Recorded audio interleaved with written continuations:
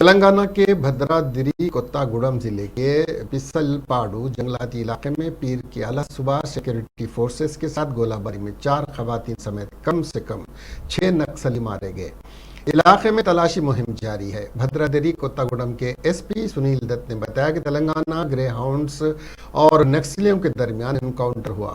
S P نے بتایا کہ تلنگانہ اور چھتیس گڑھ کے سرحدی علاقے میں کسٹارام پی ایس سرحد کے جنگلاتی علاقے میں انکاؤنٹر میں 6 نکسلی مارے گئے۔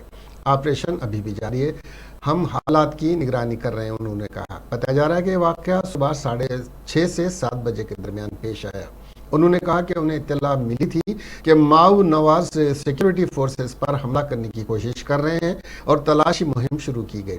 یہ بین ریاستی مشترکہ آپریشن تلنگانہ کی گرے ہاؤنڈ فورسز نے انجام دیا۔ چھتیس گڑھ کے ڈی آر جی اور C R P F forces نے مدد فراہم کی تھی۔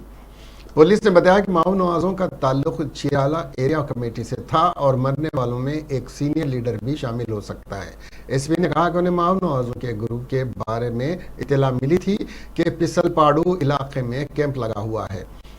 ایک اخبار کے مطابق ایس پی نے کہا کہ اطلاع ملی تھی کہ وہ پولیس پر حملہ کرنے کے لیے آئی ای ڈی تیار کر رہے تھے۔ چھتیس گڑھ اور تلنگانہ گرے ہاؤنڈز کی طرف سے ایک مشترکہ آپریشن شروع کیا گیا اور ماؤ نوازوں کے گروپ کے ساتھ انکاؤنٹر صبح 6:30 بجے سے 7 بجے کے درمیان ہوا۔ کم سے کم 6 ماؤ نواز مارے گئے ہیں، ان کی شناخت ابھی ہونا باقی ہے۔